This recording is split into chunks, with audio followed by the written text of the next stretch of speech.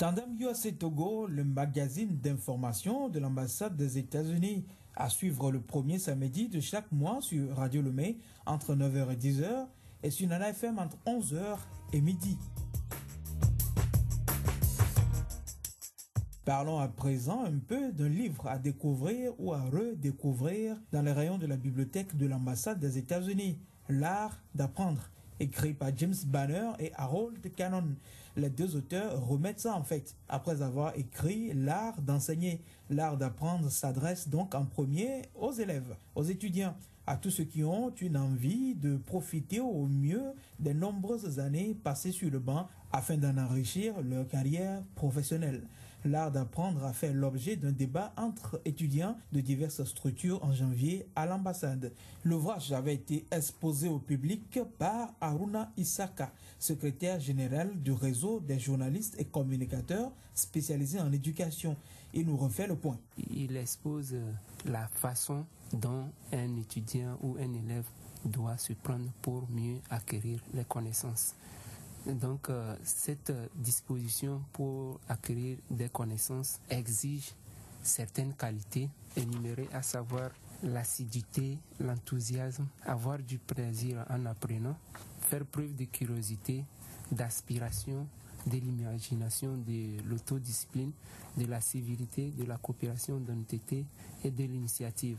Dans le roman, ils ont essayé d'expliquer avec des exemples à l'appui comment un étudiant doit s'y prendre pour mieux appliquer ces différentes qualités.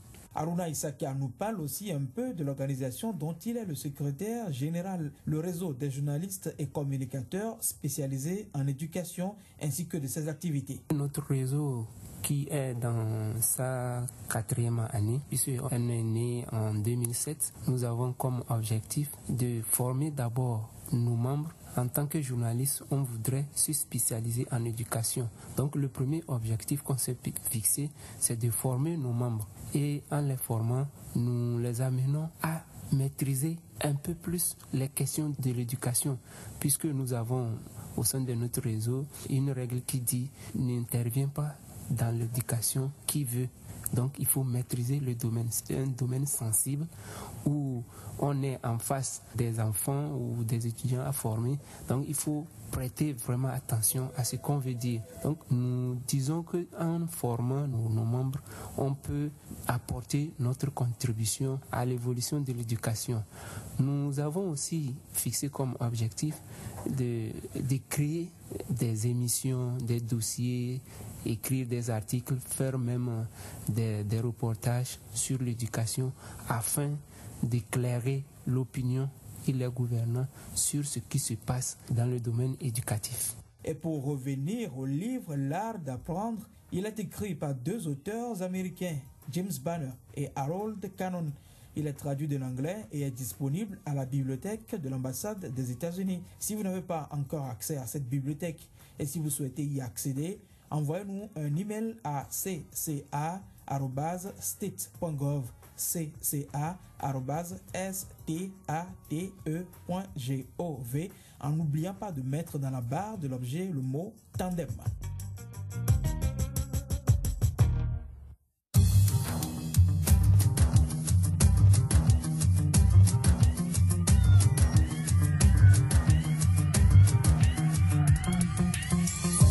Tandem USA Togo range ses affaires bientôt, le temps de passer au jeu qui clôt traditionnellement chaque numéro. La question du mois de janvier était simple. Quel jour de janvier dédie-t-on aux États-Unis à la mémoire et à l'héritage de Martin Luther King? Quel jour de janvier dédie-t-on aux États-Unis à la mémoire et à l'héritage de Martin Luther King? La réponse: le 3e lundi du mois de janvier de chaque année, c'est-à-dire que le chiffre de la date change chaque année. En 2012, c'était le 16 janvier, le 3e lundi. Alors, qui a gagné parmi la trentaine d'emails reçus? Difficile de faire un choix. Raison pour laquelle je fais toujours appel à une main innocente. Et la main a tiré plutôt deux personnes. Esso Sama Tidjo et Sylvain Amwaku.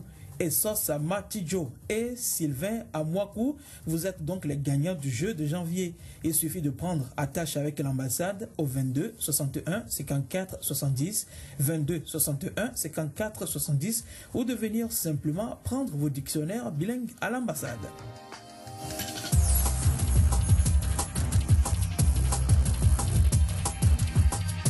Nouvelle question. Le mois de l'histoire des Africains américains est célébré en février de chaque année. Pourquoi février? Je reprends. Le mois de l'histoire des Africains américains est célébré en février de chaque année. Pourquoi février? Si vous nous aviez suivis aujourd'hui, la réponse ne devrait pas vous échapper. Sinon, vous avez une deuxième chance. Écoutez le programme sur YouTube. Tapez US Embassy Lomé en un seul mot sur YouTube et vous serez sur notre page.